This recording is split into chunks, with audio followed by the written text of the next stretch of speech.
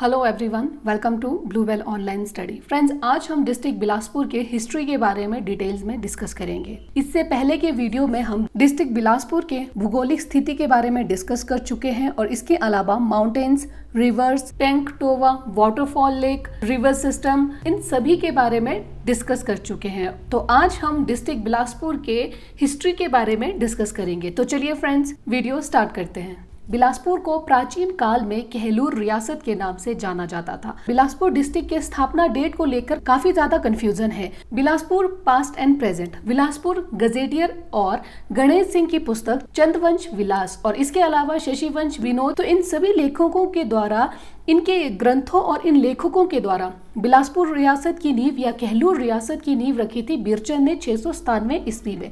और जबकि डॉक्टर हचीसन और डॉक्टर बोगल की पुस्तक history of Punjab hill state में ये तिथि 900 ईस्वी के आसपास मानी जाती है। तो ये दोनों ही डेट याद रखना है। पर यहाँ से ये पॉइंट तो क्लियर हो जाता है कि बिलासपुर रियासत या कहलूर रियासत की नींव रखी थी फ्रेंड्स बीरचंद ने।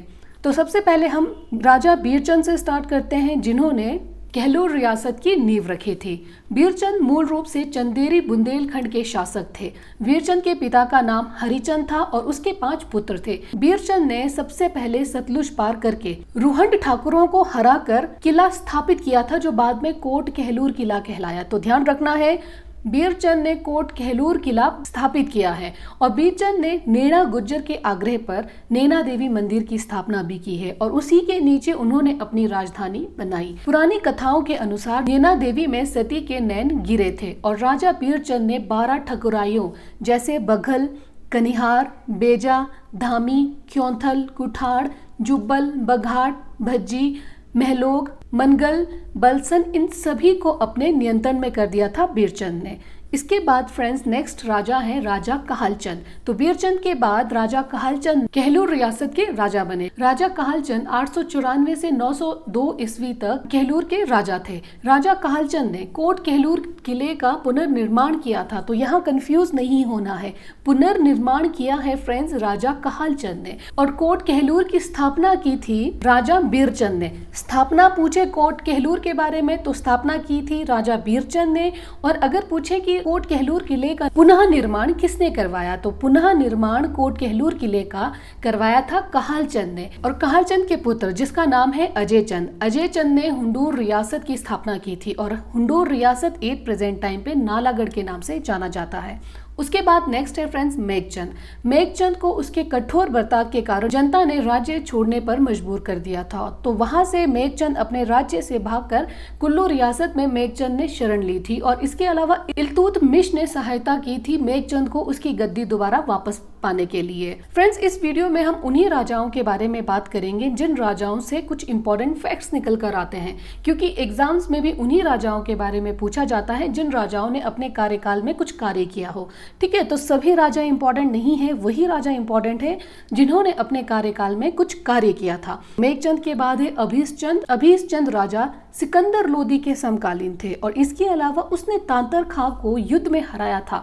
तो ये तांतर खां का भी ध्यान रखना है कि अभीसचंद ने, जो कि कहलूर के राजा थे, इन्होंने तांतर खान को युद्ध में हराया था और अभीसचंद सिकंदर लोदी के समकालीन थे। ठीक है, ये 2 पॉइंट से अभीसचंद से रिलेटेड। उसके बाद नेक्स्ट है फ्रेंड संपूर्ण चंद के बारे में ये इंपॉर्टेंट पॉइंट है कि संपूर्ण चंद को उसके भाई रतन चंद ने मरवा दिया था। उसके बाद नेक्स्ट है फ्रेंड्स ज्ञानचंद ने 1570 ईस्वी में कहलूर का शासन संभाला था।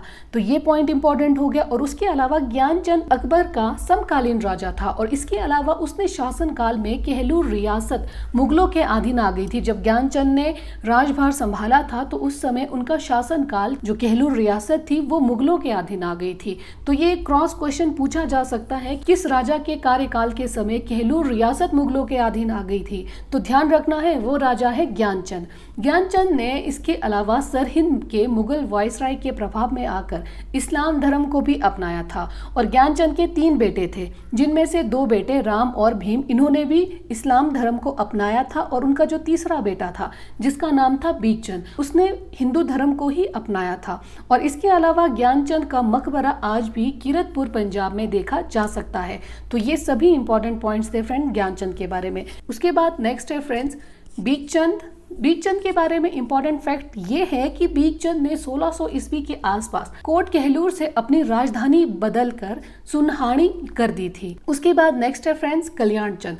कल्याण चंद के बारे में इंपॉर्टेंट फैक्ट्स ये है कि कल्याण चंद ने हुंडूर रियासत की सीमा पर किले का निर्माण करवाया था, जिसकी वजह से दोनों रियासतों के बीच में युद्ध हुआ था, जिसमें हुंडूर रियासत के राजा की मृत्यु हो गई। उसके बाद नेक्स्ट राजा है फ्रेंड्स ताराचंद राजा। ताराचंद ने क्या किया था कि कांगड़ा में वे लगातार हो रहे आक्रमणों की वजह से इतने परेशान हो गए थे कि उन्होंने कुछ टाइम के लिए अपनी राजधानी शिफ्ट कर दी थी। राजधानी शिफ्ट करके उन्होंने पंचगाई ले गए थे वो, फिर बाद में वो दोबारा सुनहानी उन्होंने बदल दी थी। तो ये इंपॉर्टेंट पॉइंट था राजा ताराचंद के बारे में। उसके बाद नेक्स्ट है फ्रेंड्स राजा दीपचंद। राजा दीपचंद ने 1654 ईस्वी में अपनी राजधानी सुनहानी से बदलकर ब्यास गुफा के पास व्यासपुर में स्थानांतरित की। व्यासपुर एट प्रेजेंट टाइम पे बिलासपुर के नाम से जाना जाता है। और दीपचंद ने क्या किया था, 1654 ईस्वी में धोलरा महल का निर्माण करवाकर बिलासपुर शहर की स्थापना की। और इसके अलावा उन्होंने ब्रह्मपुर के पास सागिर्थी में कुलिष्ट देवी देव माटी का भी मंदिर बनवाया था। तो बहुत ही इंपॉर्टेंट पॉइंट्स है फ्रेंड्स राजा दीपचंद के बारे में। सबसे पहले इन्होंने 1654 ईस्वी में अपनी राजधानी को सुनहानी से व्यास गुफा के पास व्यासपुर में स्थानांतरित की थी, पहला इंपॉर्टेंट पॉइंट। और दूसरा इंपॉर्टेंट पॉइंट ये है कि दीपचंद ने 1654 ईस्वी में धोलरा महल का निर्माण करवाकर बिलासपुर शहर की भी स्थापना की थी। और उसके बाद उन्होंने ब्रह्मपुर के पास सागिर्थी में कुलिष्ट देवी, जिनका नाम है देव माटी का मंदिर बनवाया था। और इसके अलावा राजा दीपचंद ने क्या किया था कि इन्होंने राजा को जय देवा, राणा को राम राम और मियाँ को जय जय, इन सभी अभिवादन की भी प्रथा दीपचंद ने शुरू करवाई थी। और इसके अलावा राजा दीपचंद को नदौन में 1667 ईस्वी में कांगड़ा के राजा ने भोजन में विष देकर मरवा दिया था। मोस्ट रिपीटेड क्वेश्चन है ये, तो ध्यान रखना है कि राजा दीपचंद को नदौन में, ठीक है, प्लेस का नाम याद रखना है, नदौन में 1667 ईस्वी में कांगड़ा के राजा ने भोजन में विष देकर मरवा दिया। और इसके अलावा राजा दीपचंद मुगल सम्राट औरंगजेब के भी समकालीन थे। उसके बाद नेक्स्ट है फ्रेंड्स भीमचंद। राजा भीमचंद लगभग 20 वर्षों तक गुरु गोविंद सिंह के साथ युद्ध में व्यस्त रहे। और इसके अलावा गुरु गोविंद सिंह ने 1682 ईस्वी में कहलूर की यात्रा की थी। राजा भीमचंद 1686 ईस्वी में भगानी साहिब के युद्ध में गुरु गोविंद सिंह से पराजित हुआ था। और दोनों के बीच में 1682 ईस्वी, 1685 ईस्वी, 1686 और 1700 ईस्वी, इन सभी डेट में राजा भीमचंद और गुरु गोविंद सिंह के बीच में युद्ध हुआ, जिसमें हर बार राजा भीमचंद पराजित होते थे। और दोनों के बीच में फाइनली 1701 ईस्वी में संधि हुई थी। और इसके अलावा एक और इम्पॉर्टेंट पॉइंट है फ्रेंड्स कि गुरु गोविंद सिंह और भीमचंद ने 1667 ईस्वी में दोनों ने मिलकर नदौन में मुगलों की सेना को पराजित किया था। और भीमचंद की 1712 ईस्वी में मृत्यु हुई थी। उसके बाद नेक्स्ट है फ्रेंड्स राजा भीमचंद के बाद राजा अजमेर चंद। राजा अजमेर चंद के बारे में ये इंपॉर्टेंट पॉइंट है कि इन्होंने हुंडूर की सीमा पर अजमेरगढ़ किला बनवाया था। तो ध्यान रखना है, अजमेरगढ़ किला बनवाया था अजमेर चंद ने। तो ये नाम से ही काफी मैच हो रहा है, अजमेर चंद और अजमेरगढ़। उसके बाद नेक्स्ट है फ्रेंड्स देवीचंद। राजा देवीचंद के बारे में ये इंपॉर्टेंट पॉइंट है कि इन्होंने 1751 ईस्वी में घमंडचंद की युद्ध में सहायता की थी। और देवीचंद ने हुंडूर के राजा, जिसका नाम है विजय, इनको रामगढ़ दुर्ग दे दिया था। और इसके अलावा देवीचंद नादिर शाह का समकालीन था। उसके बाद नेक्स्ट राजा है फ्रेंड्स खड़गचंद। राजा खड़गचंद के समय काल को फ्रेंड्स बिलासपुर रियासत के इतिहास का काला युग माना जाता है, मोस्ट आईएमपी पॉइंट। और इसके अलावा खड़गचंद को गद्दी से हटाकर उसके चाचा जगत सिंह को गद्दी पर बिठाया था। उसके बाद नेक्स्ट है फ्रेंड्स राजा महानचंद। महानचंद ने बिलासपुर पर सबसे लंबी अवधि तक लगभग 46 वर्षों तक शासन किया। जब महानचंद छोटा था तब उस समय रामू वजीर उनके प्रशासन पर नियंत्रण रखते थे।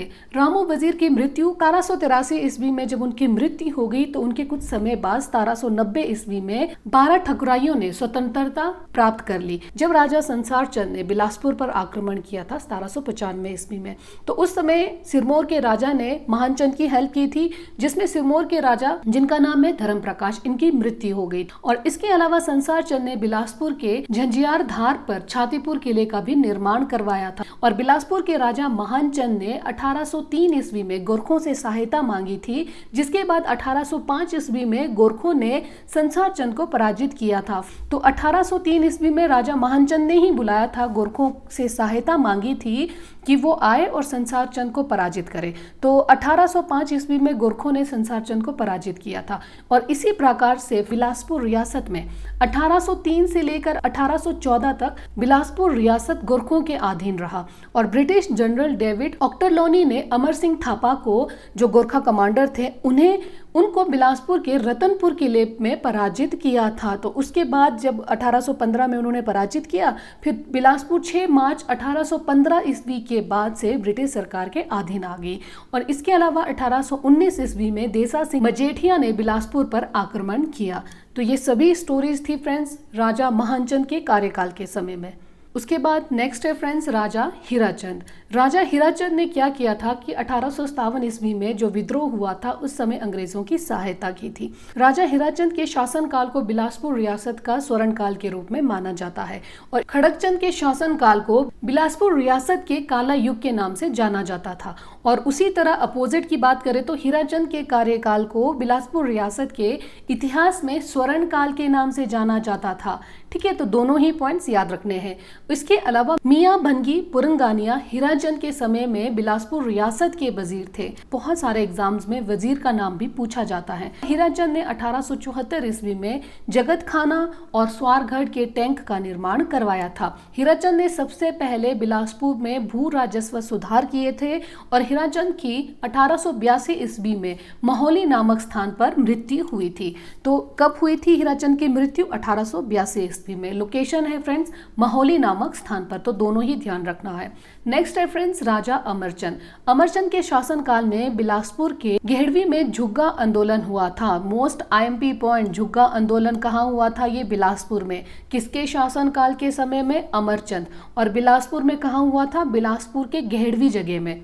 ठीक है, तो ये सभी इंपॉर्टेंट पॉइंट्स हैं। अमरचंद ने क्या किया था कि 1885 ईस्वी में रियासत के जितने भी अभिलेख हैं उन्हें देवनागरिक लिपि में कन्वर्ट करने के लिए कहा था और इसके अलावा जितने भी कामकाज होते हैं उन्हें देवनागरिक लिपि हिंदी में करने का आदेश दिया था। उसके बाद नेक्स्ट है फ्रेंड्स राजा विजयचंद। राजा विजयचंद ने बिलासपुर में रंग महल का निर्माण करवाया था। मोस्ट IMP पॉइंट पूछा जाता है क्वेश्चंस में कि रंग महल का निर्माण किसने करवाया था?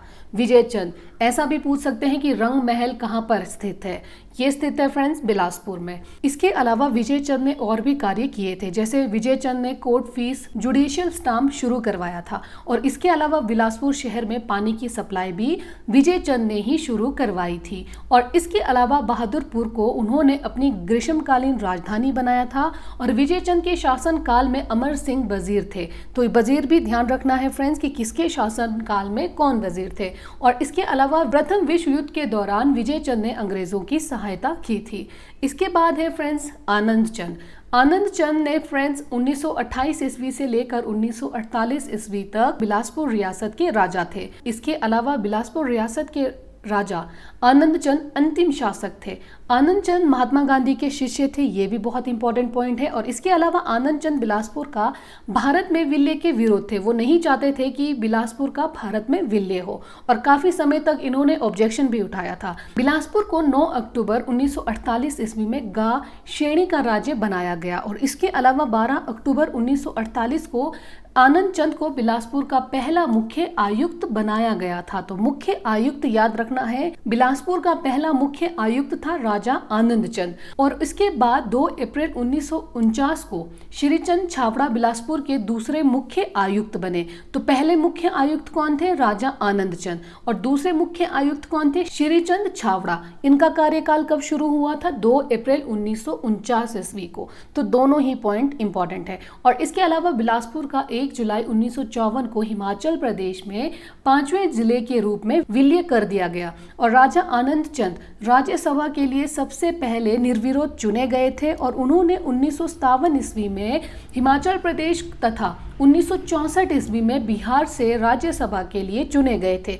1957 में हिमाचल प्रदेश राज्यसभा के लिए चुने गए थे और 1964 ईस्वी में बिहार के राज्यसभा के लिए चुने गए थे।